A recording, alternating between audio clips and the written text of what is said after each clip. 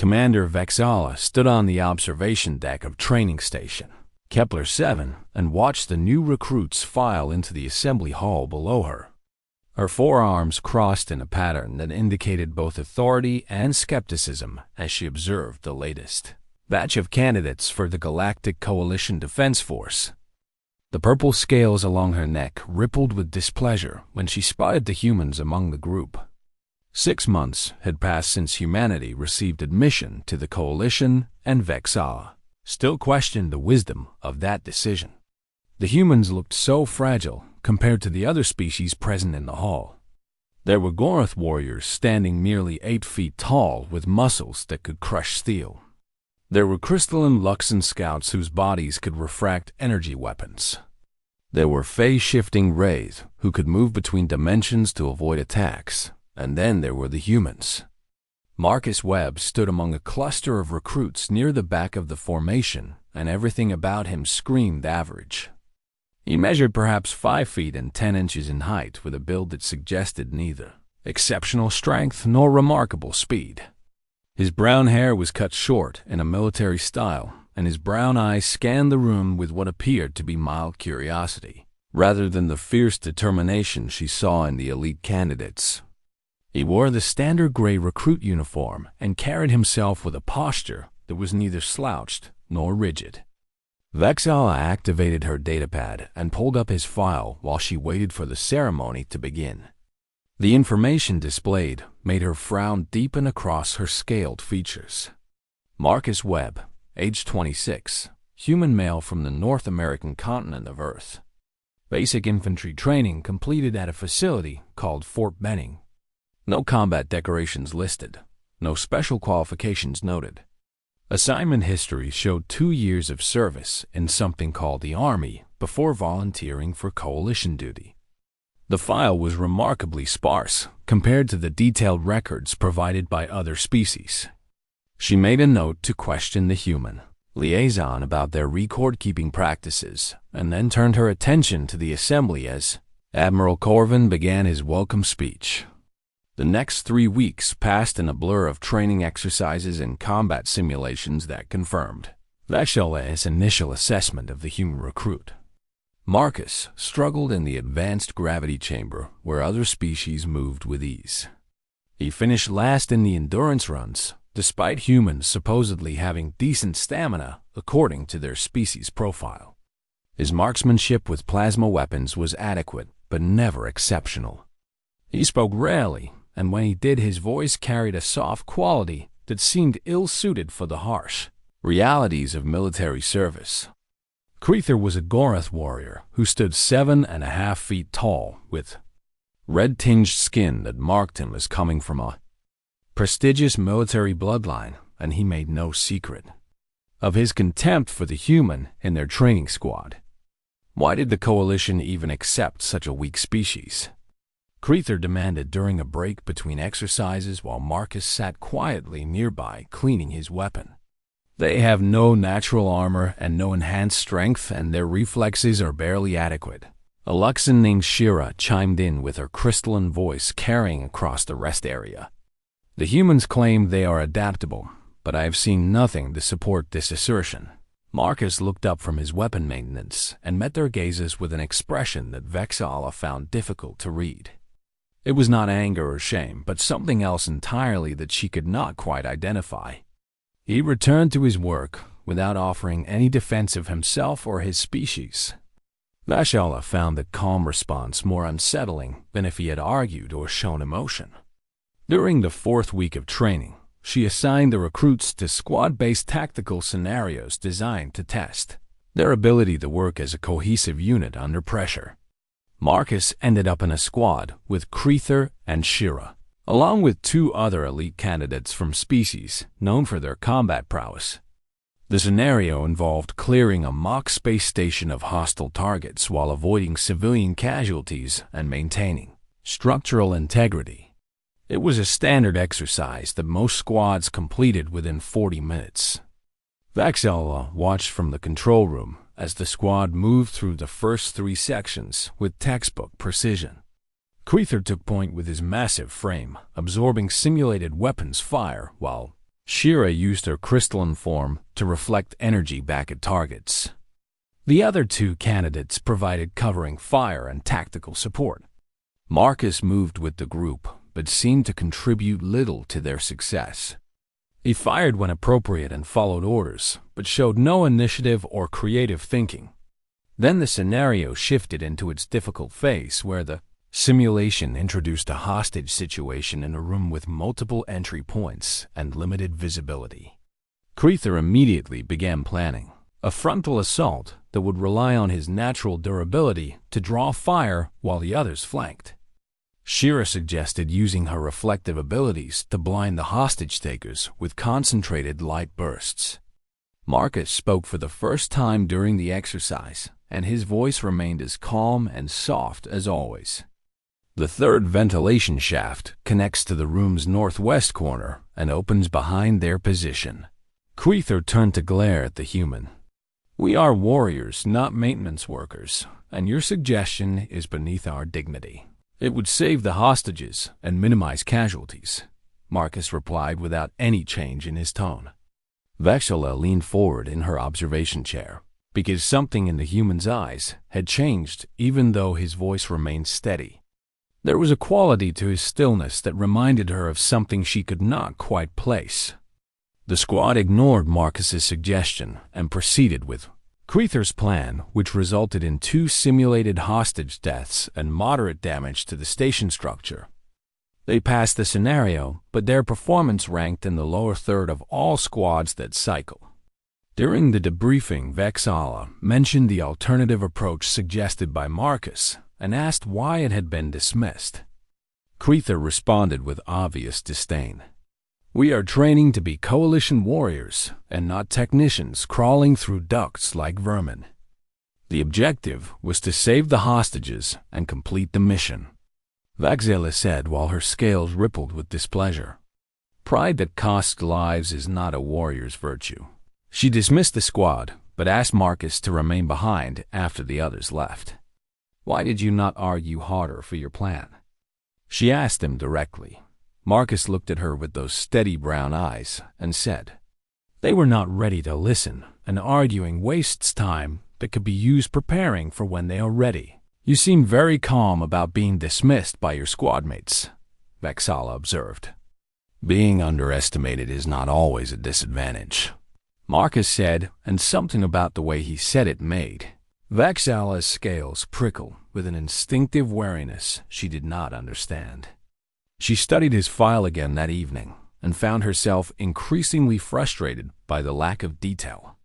She sent a request to Earth Coalition Liaison asking for more complete service records, but received a response stating that some information remained classified pending security clearance reviews. That answer only deepened her curiosity about the unremarkable human recruit. The next morning, station alarms shattered the routine calm of training operations with a priority alert that sent every command officer rushing to their stations. Vexala reached the command center within minutes and felt her blood turn cold when she saw the tactical display. A Ravager hunting pack had been detected 3 systems away, and their trajectory pointed directly toward Coalition space. Admiral Colvin's face appeared on the main screen with all 4 of his eyes wide with an emotion that Vexala recognized as fear. All stations in sectors 7 through 12 are ordered to evacuate immediately, and the Ravagers have never been successfully repelled. Once they select their prey, Vexala began coordinating the evacuation of Kepler-7 while her mind raced through the implications. The Ravagers were apex predators that had terrorized the galaxy for generations, and every species knew the stories of colonies that had been completely destroyed by their hunting packs. They were 12 feet tall with adaptive camouflage plating that made them nearly invisible, and they possessed a hive mind intelligence that allowed them to coordinate attacks with terrifying precision. They had never been defeated in direct combat, and the only successful defense against them was complete evacuation before they arrived. The evacuation proceeded smoothly until a critical failure in the transport Ship docking systems stranded Vexala's training unit on the station with minimal defensive capabilities. 42 recruits from various species found themselves trapped on a station that would soon become a hunting ground. For the galaxy's most feared predators, the panic spread through the stranded recruits, like fire through dry vegetation, as the reality of their situation became clear, and Vexala watched species known for their courage begin to shake with fear at the mention of ravagers. Creether paced back and forth in the assembly hall with his massive fists clenching and unclenching, while he muttered prayers in his native language, and Shira's crystalline form flickered with stress patterns that made her usually beautiful surface look fractured and unstable. Other recruits clustered in groups, and their voices rose in desperate attempts to find solutions that did not exist, because everyone in the galaxy knew that ravagers could not be fought and could only be fled from. Vexala stood at the front of the hall and raised all 4 of her arms to demand silence, but her own hearts were beating too rapidly for comfort, and she had to force a voice to remain steady. We have limited defensive capabilities, but the station's weapon systems are still functional, and we will establish defensive positions in the central hub where we can create overlapping fields of fire, she announced while pulling up schematics on the main display. A wraith named Zekton spoke up with his voice thin and reedy. "Commander, you know as well as we do that defensive positions mean nothing against ravagers, and they can see through any camouflage and move through spaces we cannot detect, and their hive mind anticipates every tactical decision. Then, we will make ourselves difficult prey," Vexala said with more confidence than she felt. She began assigning positions and organizing the recruits into defensive teams while her tactical training overrode the fear that threatened to paralyze her. She placed the stronger species at choke points and positioned the ranged specialists in elevated positions that would provide clear sight lines. Marcus stood near the back of the group, and she noticed that unlike every other recruit present, he was not shaking or praying or showing any visible signs of distress, and his posture remained relaxed and his breathing stayed even. That unnatural calm drew her attention away from her tactical planning. "Webb," she called out, and watched him step forward with that same unhurried gait. "You will take position at Checkpoint 7 with Creether's team. With respect, Commander. That position leaves the eastern ventilation shaft unguarded," Marcus said in that soft voice. Vexala pulled up the schematic again and saw that he was correct, but she also saw that the ventilation shaft was too narrow for Ravagers to use based on their known physical profile. "The Ravagers are too large to use that access point," she said. "Yes, Commander," Marcus replied, but something in his tone made her pause. She was about to ask him to elaborate when the station's sensor system screamed an alert that made every recruit jump, because the Ravagers had arrived 3 hours ahead of their projected time.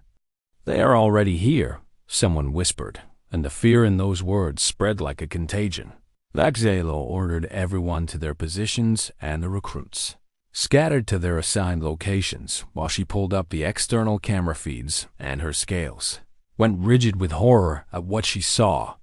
7 Ravager ships clung to the station's hull like parasites, and boarding tubes extended from their vessels into the outer sections of Kepler 7. The hunt had begun. The first breach alarm sounded from Section 12, and Vexala watched the internal sensors as they tried to track movement through the corridors, but the Ravagers' adaptive camouflage made them nearly impossible to detect. She activated the communication system, and her voice echoed through the station. "All teams hold your positions and do not fire until you have a confirmed target." The response came in the form of screams from the team stationed in Section 12. Vexala pulled up their camera feed just in time to see a young Luxan recruit named Prolix get dragged backward into darkness by something invisible, and his crystalline form shattered against a wall before the feed cut to static. More screams followed, and then silence. The command center filled with the sound of rapid breathing from the few staff members who remained with Vexala, and she could smell the fear scent that most species produced when facing death. Her tactical display showed 2 more breaches in Sections 9 and 14, and the Ravagers were moving through the station in a pattern that would drive all survivors toward the central hub where they had concentrated their forces. "They are hurting us," Vexala said out loud as understanding dawned. The Ravagers were not just hunting, but were using sophisticated tactics to bunch their prey together, which would make the final slaughter more efficient. She activated the All Teams channel again. New orders and all teams fall back to secondary positions along the maintenance corridors and do not proceed to the central hub. Acknowledgements came back from most teams, but 2 groups had already reached the hub, and repositioning them would take precious time they did not have. Vejala left the command center and made her way toward the hub, because a commander did not send recruits to face death alone. But as she ran through the corridors, she could not shake the feeling that they were all dead already. She reached the hub to find Marcus standing near the entrance, and his rifle was held in a ready position, but not aimed at any particular target because his head was tilted slightly to one side in a listening posture. "Why are you not at your position?" Vexala demanded. "The eastern ventilation shaft is compromised," Marcus said without looking at her. "I told you that shaft is too small for Ravagers," Vexala said. "Not for full-grown ones," Marcus replied, and his voice still carried that maddening calm. "But their juveniles can fit through spaces as small as 2 feet in diameter, and they send them in first to scout and report back to the hive mind." Vexala felt her heart skip because that information was not in any coalition database, and humans should not know such details about Ravager hunting patterns. Before she could ask how he knew this, the lights in the hub flickered and died, leaving them in emergency lighting that cast red shadows across everything. Krethers's team burst into the hub from the western entrance, and the Gorath warrior's eyes were wide with something Vexala had never seen in his species before, which was raw terror. "They are in the walls and in the ceiling and everywhere," Krether said, and his voice cracked. Shira arrived moments later with her crystalline surface covered in dark fluid that Vexala recognized as Ravager blood. "Talvin is dead," Shira said. "Something pulled him through a wall panel, and we heard him screaming for nearly a minute before it stopped." The remaining recruits filed into the hub, and Vexala counted 31 survivors out of the 42 who had been stranded on the station. 11 dead in less than 20 minutes.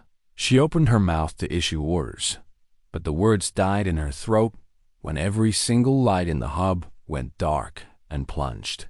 Then into absolute blackness. Panicked voices rose in the darkness, and she could hear weapons being activated, and someone was crying, and the smell of fear became overwhelming. Then came a sound that made Vexala's blood turn to ice, which was a low clicking noise that seemed to come from every direction at once. And the Ravagers were communicating with their hive mind and coordinating their final attack. "Nobody move." Marcus's voice cut through the panic with surprising authority. "Turn off all light sources and all equipment displays and make no sound." "You are not in command here, human," Krether snarled, but his voice shook. "Commander," Marcus said, and Vexala could hear him moving closer to her position in the darkness. "With respect, we need to do the opposite of what every instinct tells us." "Explain quickly," Vexala said. "They hunt by tracking fear responses, which includes elevated heart rates and rapid breathing, and the electromagnetic signatures from our equipment, and right now we are broadcasting our location like a beacon." Marcus said, "If we go silent and cold, they will have to come looking, and that gives us an advantage. We cannot see them in the dark." Vexala said, "You cannot see them," Marcus corrected gently, "but I can hear them breathing, and humans evolved hunting in the dark." There was something in his voice now that had not been there before during all the weeks of training, and it was not fear or excitement but a kind of cold professional focus. Vexala made a decision that went against every tactical principle she had ever learned. "All units power down equipment and maintain silence," she ordered. The hub fell into absolute darkness and silence, broken only by the clicking sounds of the Ravagers, moving closer through the station's corridors toward their trapped prey. The darkness pressed against Vexala like a physical weight, and she stood, absolutely still, with all four of her hands gripping her weapon while her hearts hammered against her chest, and every instinct screamed at her to run or fight or do anything except wait in the blackness. Around her, the other recruits maintained their silence, but she could smell their fear and hear the tiny sounds they could not quite suppress, like the scrape of scales against metal or the faint whistle of breath through different respiratory systems. The clicking sounds grew closer, and Vexala felt her muscles tense, because somewhere in the darkness beyond their position, the Ravagers were moving through the station with that terrible patient precision that had made them the apex predators of the galaxy. Then she heard something else, which was the soft sound of Marcus moving past her position, and she wanted to call out to stop him, but that would break the silence he had demanded they maintain. She tracked his movement by sound alone and realized, with growing amazement, that he made almost no noise as he crossed the hub floor toward one of the maintenance access panels. 3 sharp cracks split the darkness, and muzzle flashes from Marcus's rifle briefly illuminated the hub in strobing bursts of light. In those split-second images, Vexala saw 3 massive shapes that had been invisible moments before, and they shimmered into visibility as they fell to the deck with wet thuds. The emergency lights flickered back on to reveal 3 Ravager bodies sprawled across the floor, and their adaptive camouflage plating still cycled through colors as their systems died. Every recruit in the hub stared at the corpses, and then at Marcus, who stood with his rifle still raised and his expression unchanged from the mild calm he always wore. Creether found his voice first. "How did you see them in the dark?" "I did not see them," Marcus said, while he moved to check each body with professional efficiency. "I tracked their breathing patterns and felt the air displacement when they moved and recognized their approach vector." "That is impossible," Shira said, and her crystalline form pulsed with agitated colors. "Even our best sensors cannot detect Ravagers through their camouflage." Marcus looked up from his examination of the bodies, and Vexala saw something in his eyes that she had never noticed before, which was a kind of ancient patience that seemed wrong on such a young face. "Your sensors look for electromagnetic signatures and heat patterns and visual confirmation," Marcus said. "But predators do not hunt with technology, and they hunt with senses that evolved over millions of years to detect prey that does not want to be found." "You are prey," Creether said, but his voice carried uncertainty now. "Humans are soft and weak and fragile." "Yes," Marcus agreed simply. "And on Earth, that meant we had to become very good at killing things that wanted to eat." "US." He pulled something from one of the Ravager bodies and held it up to the light, which was a small device that pulsed with a steady rhythm. "This is a hive mind relay," Marcus said. "They use it to coordinate their hunting patterns and share sensory information across the pack." "How do you know that?" Vexala demanded, "Because that information was not available in any coalition database." "Because wolves hunt the same way, and so do lions and orcas and army ants and velociraptors used to before they went extinct," Marcus said while he studied the device. "Pack hunters always develop some form of communication system, and the principles are universal regardless of the species." He crushed the device under his boot, and the pulsing light died.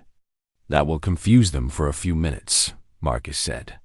"But they will adapt and send more hunters, and we need to change our defensive strategy." Vexala felt reality shifting around her, because the quiet, unremarkable recruit who had struggled through basic training was suddenly speaking with the confidence of someone who had done this before. "What do you suggest?" she asked. Marcus looked at the assembled recruits, and his gaze seemed to assess each one with clinical precision. "Right now, they think we are trapped prey, and that makes them confident, and confident predators make mistakes," he said. We need to stop acting like prey. Explain, Vexala said. We split into 3 groups and make ourselves visible in different sections of the station, Marcus said while he moved to the tactical display and began pulling up schematics. We act scared and panicked and we run, and that will trigger their prey drive and make them chase us. That is suicide, Creether said. It would be if we were actually running, Marcus replied. But we are not running, and we are leading them into kill zones, he highlighted. 3 corridors on the schematic, and Vexala saw immediately that each one had environmental controls that could be weaponized. Section 7 has hull breach protocols that can vent atmosphere on command, Marcus said. Section 12 has the main coolant lines for the reactor, which can flash freeze anything in the corridor, and Section 18 has the waste processing system, which uses acid to break down organic matter.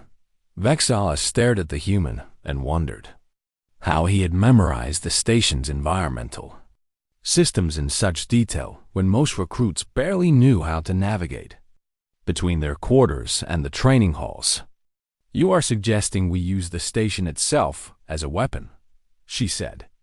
This is their hunting ground, Marcus said. But it is our territory, and we know it better than they do, and that is an advantage. He looked at Vexala with those steady eyes and added, On Earth we learned that you do not beat a predator by being stronger than it, and you beat it by being smarter and more patient and more willing to use everything available. Vexala made another decision that violated her training. We follow Webb's plan, she announced, and several recruits began to protest, but she silenced them with a gesture. He has killed 3 Ravagers, which is 3 more than anyone else in this room, and I will trust his judgment. Marcus divided them into 3 groups with himself, taking the smallest group of only 5 recruits that included Vexala and Shira. We are the bait for Section 18, Marcus said. Our job is to draw the largest concentration of Ravagers into the waste processing corridor and hold them there long enough for the acid to do its work. Why do you take the most dangerous assignment? Vexala asked.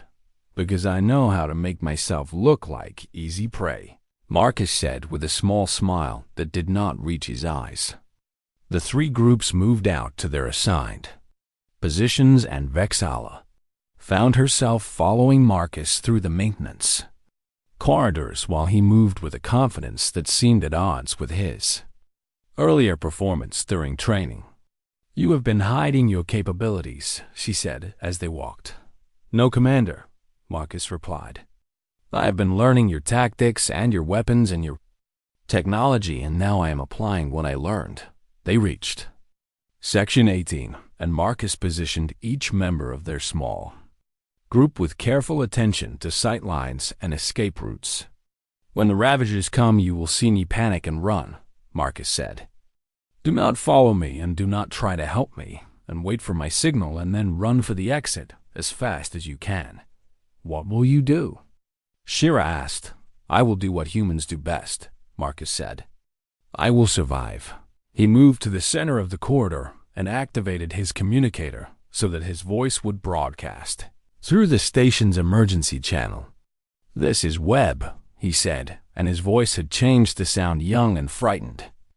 I am alone in Section 18 and I think I am lost, and please someone help me. Vexala watched from her concealed position as Marcus began to move down the corridor with exaggerated uncertainty, and his rifle hanging loose in one hand like he had forgotten he was holding it.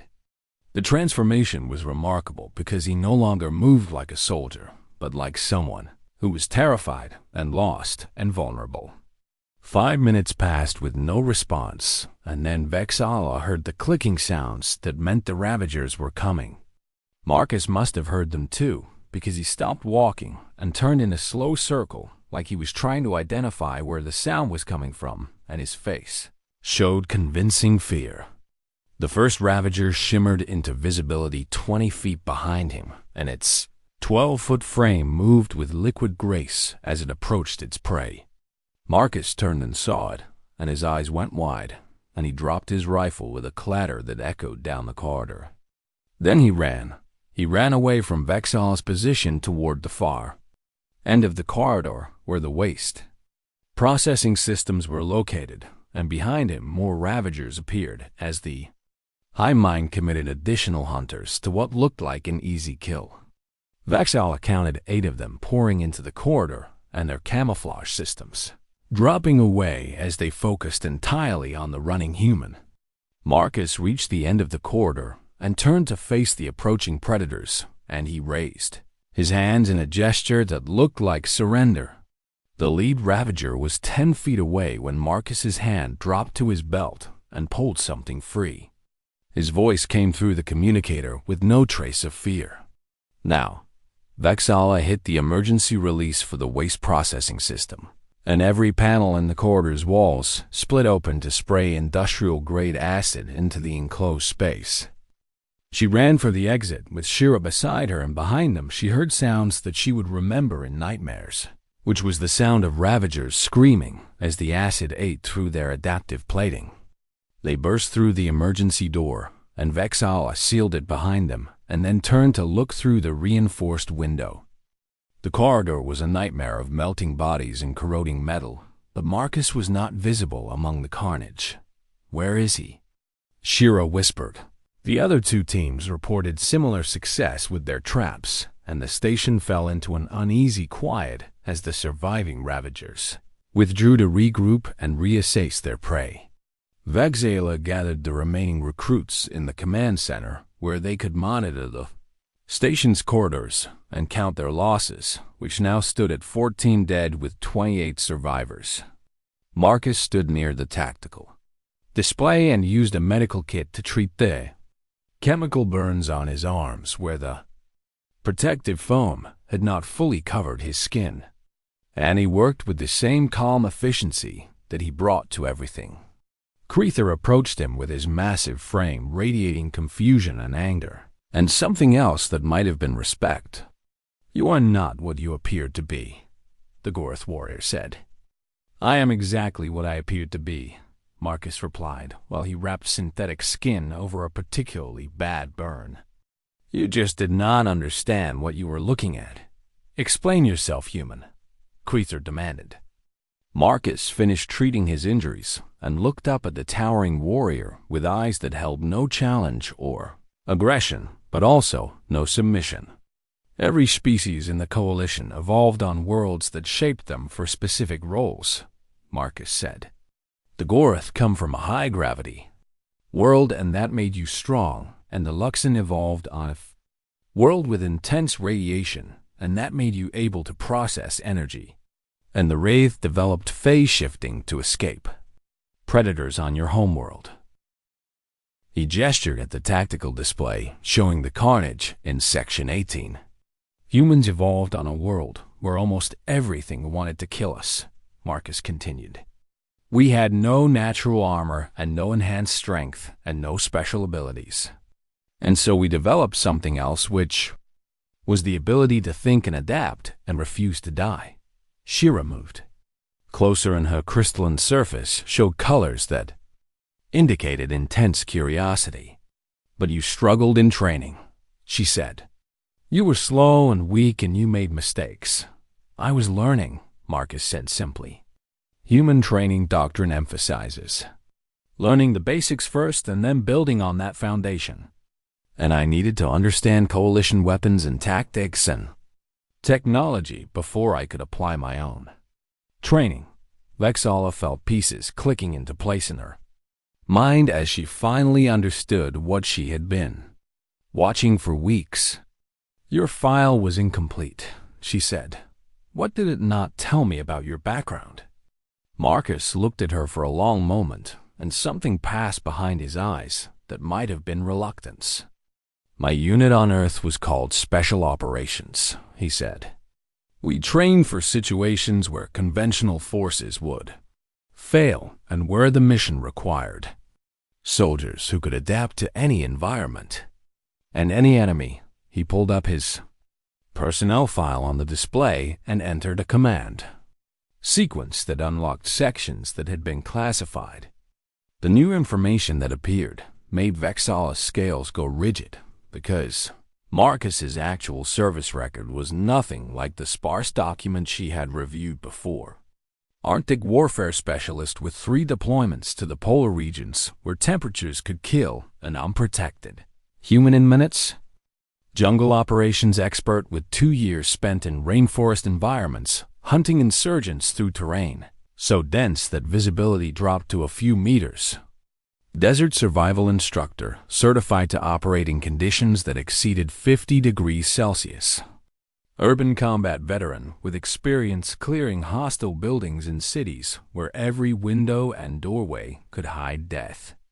Underwater demolition qualified for operations in environments that would crush most species. The list continued, and Vexala realized with growing amazement that this human had trained to fight and survive in environments that represented the worst extremes of a single planet. Earth made you learn to survive everything, she said. Earth did not give us a choice, Marcus said. We either learned to survive every environment, or we went extinct and our species chose survival. Alarm suddenly screamed through the command center, and every recruit jumped, except Marcus, who simply turned to look at the tactical display with that steady gaze. The external sensors showed something that made no sense to Vexala because the Ravager ships were detaching from the station and beginning to withdraw. They are leaving, Shira said with disbelief in her voice. No, Vexala said while she studied the sensor data. They are pulling back but not fleeing, and this is something different. She pulled up the communication logs and saw that the Ravager hive mind had been transmitting data continuously since Marcus killed the first 3 hunters. Marcus moved to her side and studied the transmissions with focused attention. They have been analyzing our tactics, he said. Specifically, they have been analyzing human tactics. How can you tell? Vexala asked. Because that is what I would do, Marcus said. When you encounter a predator you do not understand, you withdraw and study it and then decide if it is worth hunting, or if you should find different prey. The implications of his words hit Vexala like a physical blow, because Marcus was suggesting that the Ravagers were treating humans as fellow predators rather than prey. Admiral Corvin's face appeared on the main display, and his expression showed shock. Commander Vexala, we are monitoring the Ravager withdrawal, and this is unprecedented in all recorded history, he said. What happened on that station? Vexala looked at Marcus, who shook his head slightly. We established defensive positions and used the station's environmental systems to counter their tactics, Vexala said. The recruits performed admirably under pressure. Corvin's eyes narrowed because he clearly knew there was more to the story, but he did not press the issue. Relief forces will arrive in 3 hours, Corvin said. Maintain your positions until then. The communication ended and Vexala turned to Marcus. Why did you not want me to tell him the truth? She asked. Because the truth will come out on its own, and when it does the galaxy needs to understand it correctly, Marcus said. He pulled up the Ravager transmission data and began running it through translation algorithms. What emerged made every recruit in the command center go still because the Ravagers had not been transmitting tactical data, but rather something that resembled a threat assessment profile. The translation was rough, but the meaning was clear enough. New predator species identified. Designation: human threat level. Apex. Hunting methodology: persistence and adaptation with tool use and environmental manipulation. Physical capabilities: low. Cognitive capabilities: extreme. Recommendation: territorial boundaries established and avoid conflict unless necessary. Status: recognized. They are acknowledging you, Krether said, and his voice carried awe. The Ravagers have acknowledged humans as equals. Not equals, Marcus corrected. They have acknowledged us as fellow apex predators, and there's a difference. Shira's crystalline form pulsed with rapid colors that indicated her mind was racing. "This changes everything," she said. "If the Ravagers recognize humans as predators, then the rest of the galaxy will have to reassess your species entirely." Marcus looked uncomfortable with that statement. "Humans are not monsters," he said. "We are just very good at surviving, and that meant learning to hunt anything that threatened us, including other apex predators. You killed 8 Ravagers using nothing but tactics and environmental awareness," Vexala said. "Most species would call that monstrous capability. Most species never had to live on Earth," Marcus replied. He pulled up an image of his homeworld, which showed a blue and green sphere covered in diverse biomes. That planet has frozen wastelands at the poles and burning deserts at the equator and dense jungles near the middle and vast oceans covering most of the surface and mountains that reach into the thin upper atmosphere, Marcus said. "Humans did not evolve for one environment, and we evolved to survive all of them because we had no choice." He zoomed in on different regions and highlighted the predators that lived in each one. "We shared our world with bears that could crush our skulls with one bite and cats that could run twice as fast as we could, and snakes whose venom could kill us in minutes, and sharks that ruled the oceans, and crocodiles that had remained unchanged for millions of years because they were already perfect predators," Marcus continued. "And we survived them all," Vexala said quietly. "We did more than survive them," Marcus said. "We learned from them, and we studied how they hunted and how they killed, and we adapted those lessons to our own needs, and then we became the apex predator of our entire planet." The relief forces arrived 3 hours later and found the station intact, with 28 recruits alive and the bodies of 19 Ravagers scattered through various sections. The Coalition command staff could not believe what they were seeing, because no force in galactic history had ever killed that many Ravagers in direct combat. Xenobiologists arrived to study the Ravager corpses, and their preliminary reports made it clear that each kill had been accomplished with minimal force applied at maximum efficiency. The Ravager in Section 7 had died from explosive decompression after a single well-placed shot ruptured the hull. The 12 in Section 12 had frozen solid when someone flooded the corridor with coolant at precisely the right moment. The 8 in Section 18 had been dissolved by industrial acid that someone had weaponized with perfect timing. Every death showed evidence of intelligent planning and ruthless execution. The xenobiologists called it the most sophisticated display of predatory behavior they had ever documented outside of the Ravagers themselves. The news of what happened at Training Station Kepler-7 spread through Coalition space like a shockwave, and every species that heard the story struggled to reconcile the image of harmless humans with the reality of what Marcus Webb had accomplished. Within 48 hours, the xenobiological community had assembled an emergency council to reassess Earth's classification, and Vexala attended the proceedings as a witness to the events. She watched as scientists and military analysts from a dozen species argued about how they had so completely misunderstood humanity's nature. Dr. Thelax was a Luxan xenobiologist who had spent 2 decades studying Deathworld species, and he presented his findings with crystalline precision. "We made a fundamental error in our initial assessment of Earth," Thelax said while displaying images of various terrestrial predators.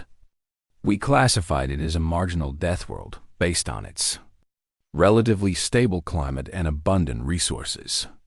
But we failed to account for the diversity and density of apex predators present on the planet." He showed a chart that compared predator populations across known worlds. Earth has more apex predator species per square kilometer than any other surveyed planet in the Coalition database. Thelax continued. "Bears and big cats and wolves and crocodiles and sharks and venomous Snakes and hunting birds and pack hunters and ambush predators and persistence hunters, all occupying the same planetary ecosystem. And humans evolved in the middle of that, Admiral Corvin said from his seat. Not in the middle, Philax corrected. At the bottom, and humans spent millions of years as prey before they developed the cognitive abilities and use that allowed them to climb to the top of the food chain. He displayed brain scans that compared human neural structures to other species. The human brain dedicates enormous processing power to threat detection and pattern recognition and predictive modeling. Thalax said, "These are not the neural structures of a prey species or even a typical predator, and these are the neural structures of a species that had to outthink everything that wanted to kill it." Vexala raised one of her forehands to speak. "I watched Recruit Webb track Ravagers through complete darkness, using nothing but sound and air displacement," she said. "He anticipated their movements before they made them, and he understood their hunting patterns despite humans having no previous contact with Ravagers, because he recognized the universal principles of pack hunting." Thalax said, "Humans did not learn to hunt from a single predator species, and they learned from dozens, and they synthesized that knowledge into a comprehensive understanding of predatory behavior itself." The Council voted unanimously to reclassify Earth as a Class 12 Predator Crucible, which was a designation that had never been used before, because no other planet had produced a species like humanity. But the real shock came 3 days later, when the Ravager hive mind transmitted a message directly to Coalition Command. The message was brief and translated into standard Coalition language with difficulty, because Ravager communication operated on principles that most species found alien. Territory boundaries established. Hunting grounds recognized. Human space acknowledged. Challenge issued. Declined. Status: mutual respect between apex predators. The galaxy reacted with a mixture of awe and fear because the Ravagers had never before acknowledged any species as worthy of such respect. Vexala found Marcus in the station's observation deck looking out at the stars, and he seemed unchanged by the chaos his actions had created. "The whole galaxy is talking about you," she said. "They are talking about humans," Marcus corrected. "I just happened to be the one who demonstrated what we were capable of. Does that not concern you?" Vexala asked. "Some species will see humans as monsters now." Marcus turned to look at her, and his expression was thoughtful. "Every species in the Coalition survived something terrible to reach space," he said. "The Gorath survived on a world where gravity tried to crush them every day, and the Luxon survived on a world where radiation should have killed them, and the Wraiths survived. Predators so dangerous that they had to learn to shift between dimensions." He gestured at the stars beyond the window. "We all carry the scars of our homeworlds," Marcus continued. "Humans just happen to carry scars from a planet that tried very hard to kill us in every possible way, and that taught us to be adaptable." "The Ravagers called you apex predators," Vexala said. "They recognize what we are," Marcus agreed. "But that does not make us monsters, and wolves are apex predators, and so are lions and orcas, and none of them are evil, and they are just very good at surviving in their environments. And humans are very good at surviving in every environment." Vexala said, "Because we had to be," Marcus said simply. He looked back at the stars and added, "The Ravagers understand that, and they understand that some species survive by being strong, and some survive by being fast, and some survive by being smart, and humans survive by refusing to quit no matter what tries to stop us." Vexala thought about that for a long moment. "Is that why you seemed so unremarkable during training?" she asked. "I was not unremarkable," Marcus said. "I was learning and human. Military doctrine teaches that you master the basics before you show what you can really do, and I needed to understand coalition tactics and weapons and technology before I could integrate them with my own training. You were assessing us, Vexala said. I was learning from you, Marcus corrected. The same way humans learned from every predator we ever encountered on Earth, and we watched, and we studied, and we adapted, and that is what made us successful. The Coalition formally requested that Earth provide detailed information about human special operations training and what they received made military analysts across the galaxy reconsider their understanding of warfare itself.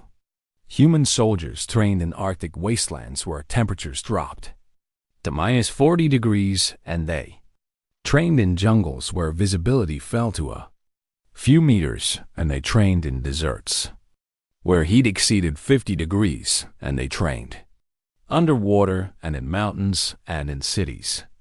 And in every environment that Earth offered, they learned to survive for weeks with minimal supplies, and they learned to track targets across vast distances, and they learned to adapt to any situation using whatever resources were available. Most remarkably, they trained to fight other humans who possessed all the same capabilities and had evolved the same predatory adaptations. They hunt each other, Admiral Corvin said with disbelief after reviewing the documentation. Humans train by hunting other humans. It makes sense, Felak said.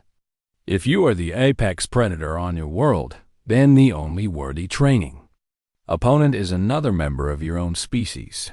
The revelation sent another shockwave through military circles because it meant that human combat capability had been refined through millions of years of intraspecies conflict. Vexala returned to her duties as a training commander, but she requested that Marcus be assigned to her unit permanently as a tactical instructor. You want me to teach Coalition soldiers human tactics? Marcus asked when she made the offer. I want you to teach them how to think like humans, Vexala said.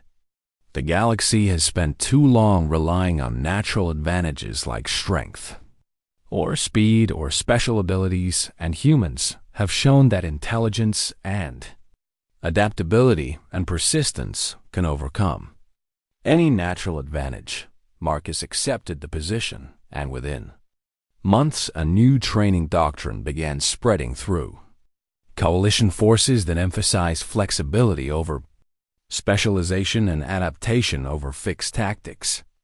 Krether was among the first to volunteer for the new training program, and Vexala watched with satisfaction as the proud Goroth warrior learned to use his massive strength in combination with human-style tactical thinking. Shira also joined the program, and her crystalline form proved surprisingly well-suited to the adaptive camouflage techniques that Marcus taught. The new approach produced soldiers who could think creatively under pressure, and who understood that combat was not about overwhelming force, but about applying the right force at the right moment in the right way. 6 months after the incident at Kepler-7, the Coalition received another message from the Ravager hive mind. Joint hunting proposal. Humans and Ravagers. Target. Hostile force threatening both territories. Terms. Temporary alliance with territorial boundaries maintained afterward. Cooperation between apex predators. Proposed. The message caused an uproar in Coalition command, because the Ravagers had never before proposed cooperation with any species. Marcus was called in to consult on the proposal, and he read the message with his characteristic calm. "They are offering to hunt alongside us," he said. "Is that not dangerous?" Admiral Corvin asked. "Extremely," Marcus agreed. "But it is also an incredible honor, and the Ravagers do not make this offer lightly, and they are saying that they trust humans to hunt as equals. Should we accept?" Corvin asked. Marcus looked at the Admiral with those steady eyes.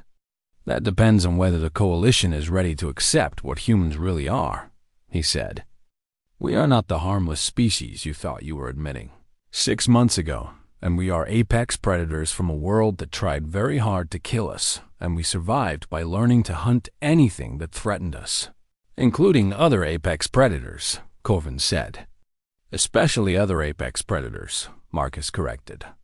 The Coalition accepted the Ravager proposal, and the joint operation that followed became legendary in galactic military history.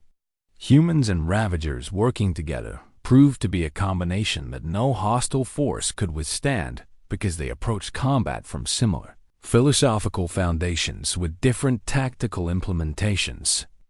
The Ravagers brought their hive mind coordination and adaptive camouflage, and the humans brought their tool use and environmental manipulation, and together they demonstrated what apex predators could accomplish when they chose cooperation over competition.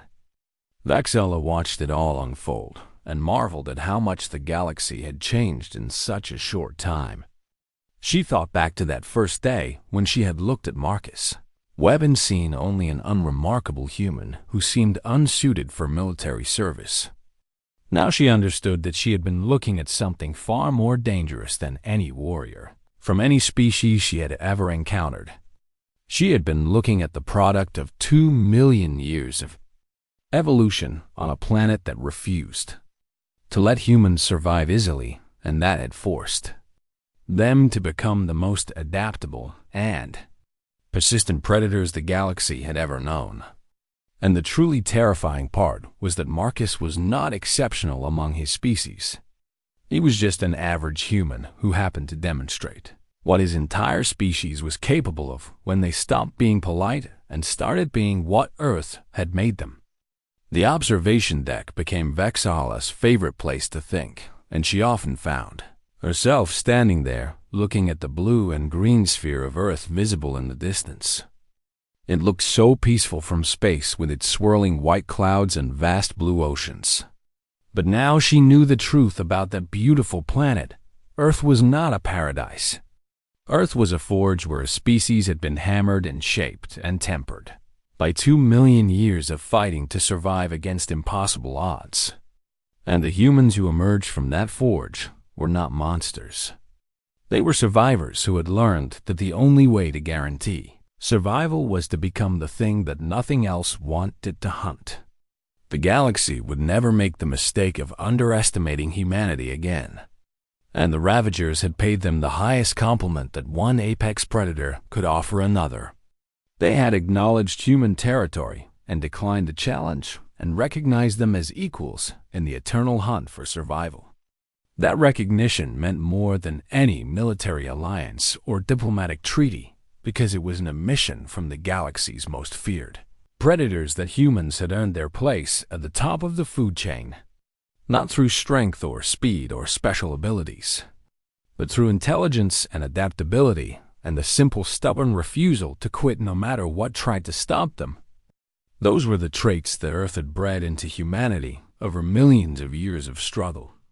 And those were the traits that would ensure humanity's survival among the Varnae stars for millions of years to come. The waste processing panel at the far end of the corridor opened from the inside, and Marcus crawled out, covered in protective foam that he must have sprayed on himself before triggering the acid release.